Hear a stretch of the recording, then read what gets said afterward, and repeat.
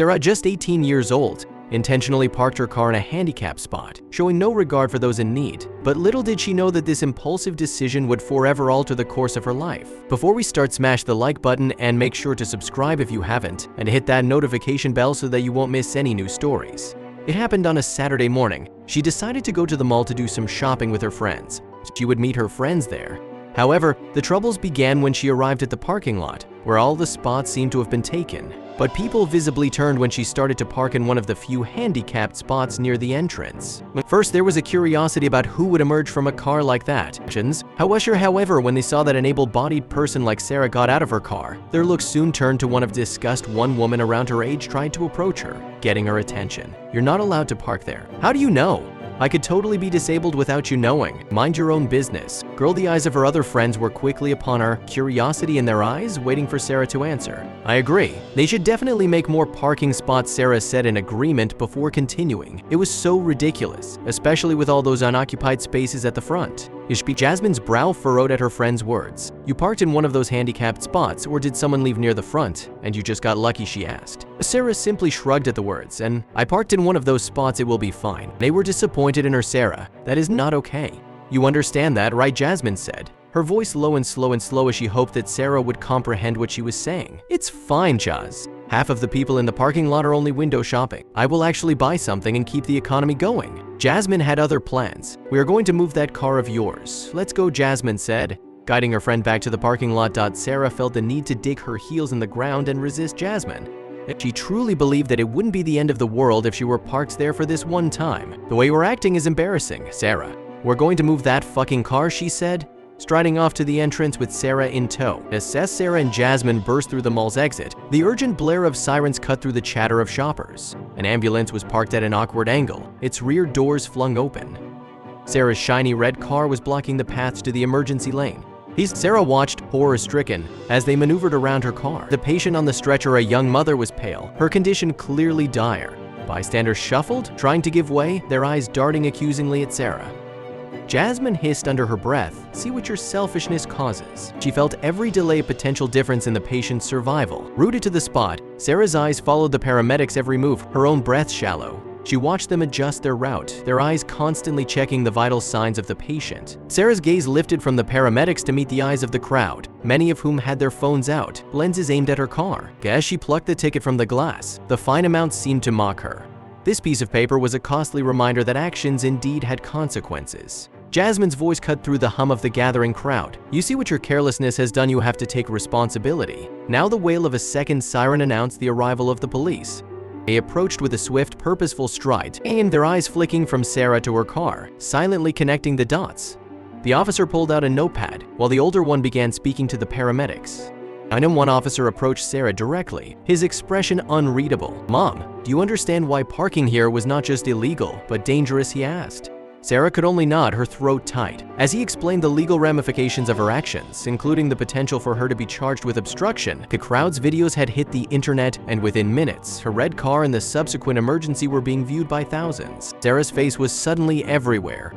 Comments piled up, each one a judgment.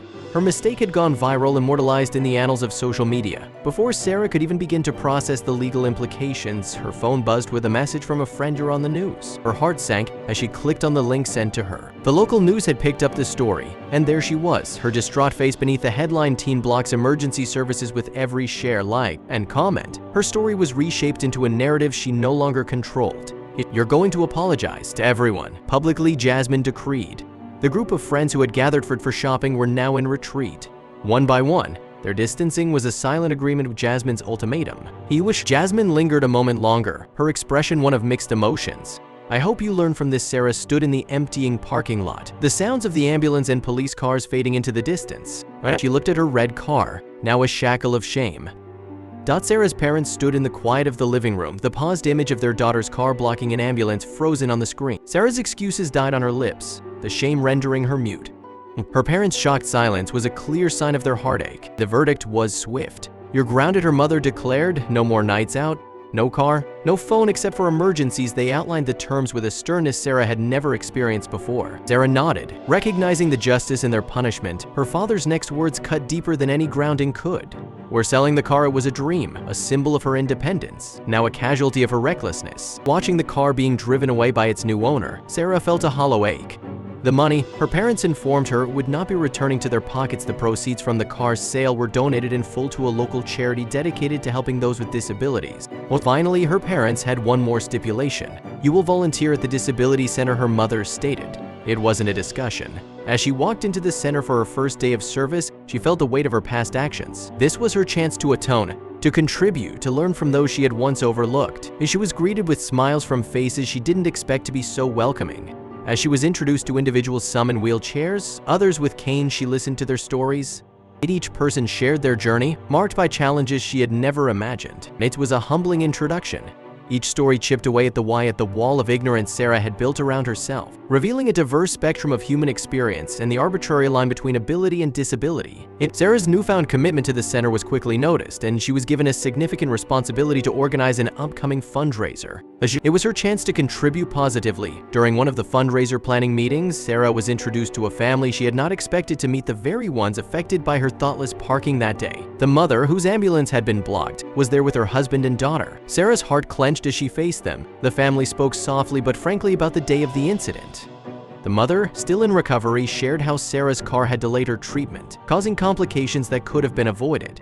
Sarah listened, tears brimming in her eyes as the family shared their struggles. When it was her turn to speak, her voice was barely above a whisper. "Well, I'm so sorry for what I've done," she said, her apology heartfelt and earnest. She promised to do whatever she could to support them, to make up for the pain she had caused.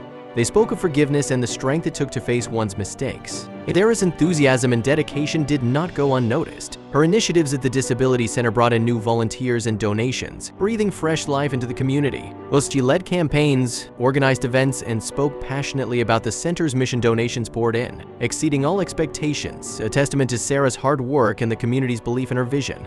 And in the quiet aftermath of the fundraiser's success, Sarah found a moment to reflect. The mall parking lot, where her journey had taken its dramatic turn, it seemed a lifetime away.